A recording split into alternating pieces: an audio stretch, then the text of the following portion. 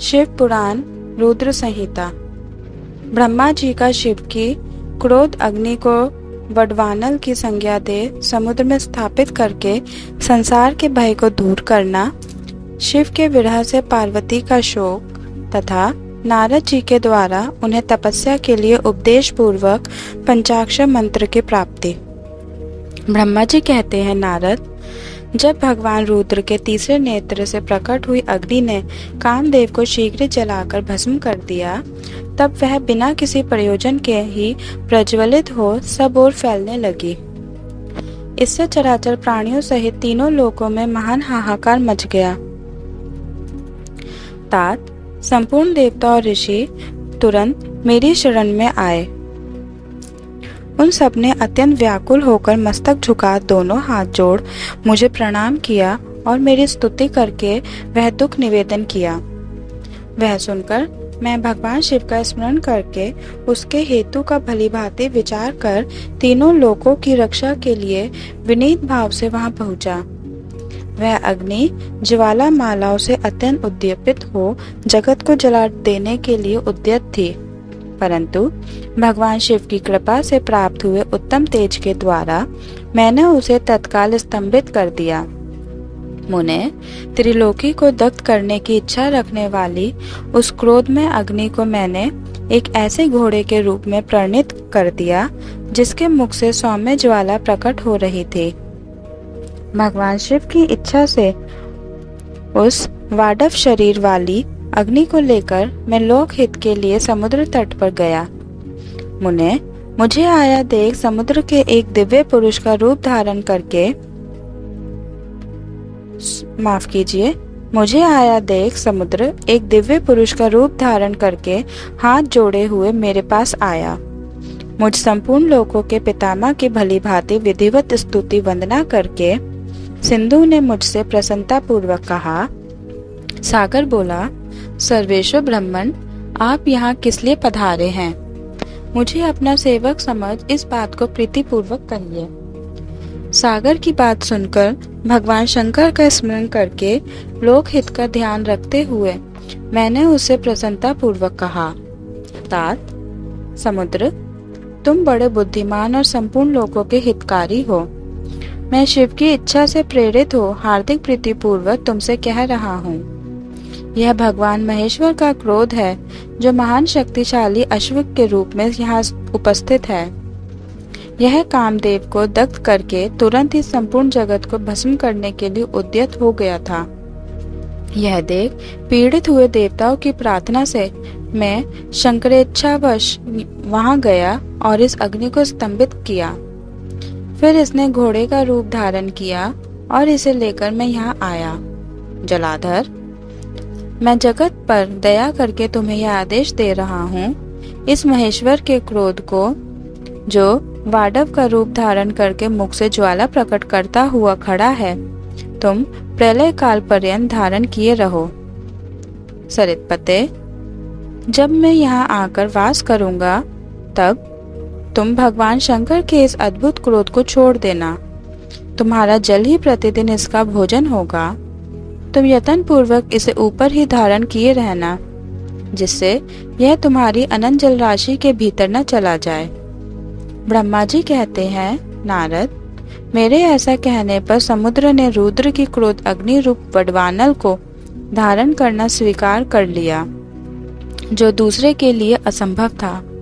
तदंतर वह वडवाग्नि समुद्र में प्रविष्ट हुई और ज्वाला मालाओं से प्रदीप्त हो सागर की जलराशि का दहन करने लगी। मुने, इससे संतुष्टित होकर मैं अपने लोक को चला आया और वह दिव्य रूपधारी समुद्र मुझे प्रणाम करके अदृश्य हो गया। महामुने, रुद्र की उस क्रोध अग्नि के भय से छूटकर संपूर्ण जगत स्वस्थता का अनुभव करने लगा और देवता तथा मुनि सुखी हो गए। नारद जी बोले, दयानिधे, मदन दहन के पश्चात गिरिराज नंदिनी पार्वती देवी ने क्या किया?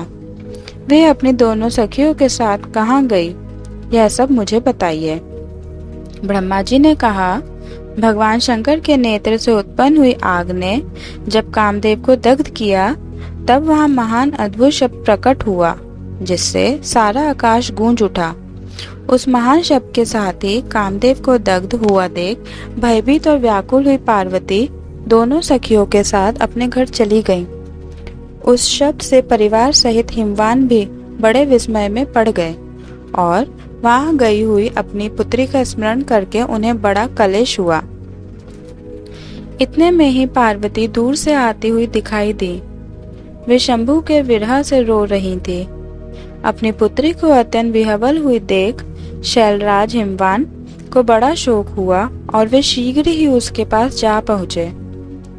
वे फिर हाथ से उसकी दोनों आंखें पोंछकर बोले, शिवे, डरो मत, रो मत।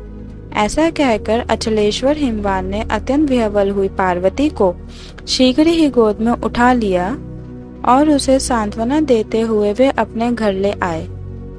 कामदेव का दाह करके महादेव जी अदृश्य हो गए थे, अतः उनके विरह से पार्वती अत्यंत व्याकुल हो उठी थी। उन्हें कहीं भी सुख या शांति नहीं मिलती थी। पिता के घर जाकर जब वे अपनी माता से मिली, उस समय पार्वती शिवा ने अपना नया जन्म हुआ माना। वे अपने रूप की निंदा करने लगी और बोली, हाय, मैं मारी गई। सखियों के समझाने पर भी वे गिरिराज कुमारी कुछ समझ नहीं पाती थी। वे सोते जागते, खाते पीते, नहाते धोते, चलते फिरते और सखियों के बीच में खड़े होते समय भी कभी किंचन मात्र भी सुख का अनुभव नहीं करती थी। मेरे स्वरूप को तथा जन्म कर्म को भी धिक्कार है, ऐसा कहती हुई वे सदा महादेव जी की प्रत्येक चेष्टा का चिंतन करती थी।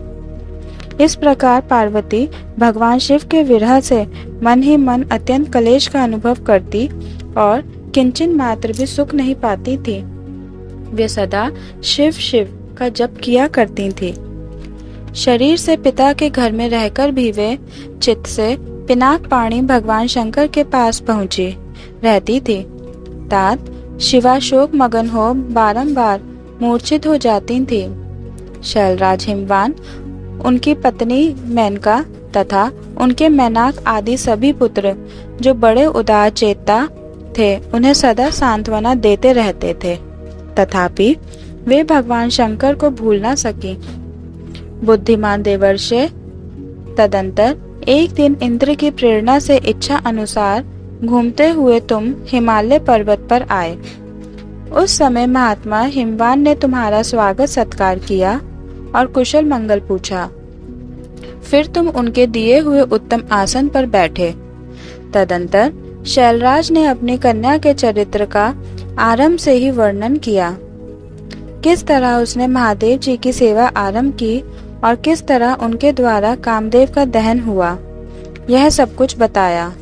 मुने, यह सब सुनकर तुमने गिरिराज से कहा, शैलेश्वर, भगवान शिव का भजन करो। फिर उनसे विदा लेकर तुम उठे और मन ही मन शिव का स्मरण करके शैलराज को छोड़ शीघ्र ही एकांत में काली के पास आ गए। मुने, तुम लोक उपकारी, ज्ञानी तथा शिव के प्रिय भक्त हो, समस्त ज्ञानवानों के शिरोमणि हो, अतः काली के पास आ उसे संबोधित करके उसी के हित में स्थित हो उससे सादर यह सत्य वचन बोले। नारद जी ने कहा, कालिके, तुम मेरी बात सुनो। मैं दयावश सच्ची बात कह रहा हूँ। मेरा वचन तुम्हारे लिए सर्वथा हितकर, निर्दोष तथा उत्तम काम में वस्तुओं को देने वाला होगा। तुमने यहाँ महादेव जी की सेवा अवश्य की थी, परंतु वह बिना तपस्या के गर्वयुक्त होकर की थी। दीनों पर अनुग्रह करने वाले शिव ने तुम्हारे उसी गर्व को नष्ट किया है। शिवे, तुम्हारे स्वामी महेश्वर विरक्त और महायोगी हैं। उन्होंने केवल कामदेव को जलाकर जो तुम्हें सकुशल छोड़ दिया है, उसमें यही कारण है कि वे भगवान भक्त वत्सल हैं। अतः तुम उत्तम तपस्या में संलग्न हो चिरकाल तक महेश्वर की आराधना करो। तपस्या से तुम्हारा संस्कार हो जाने पर रुद्रदेव तुम्हें अपनी सहधर्मिणी बनाएंगे और तुम भी कभी उन कल्याणकारी शंभु का परित्याग नहीं करोगी।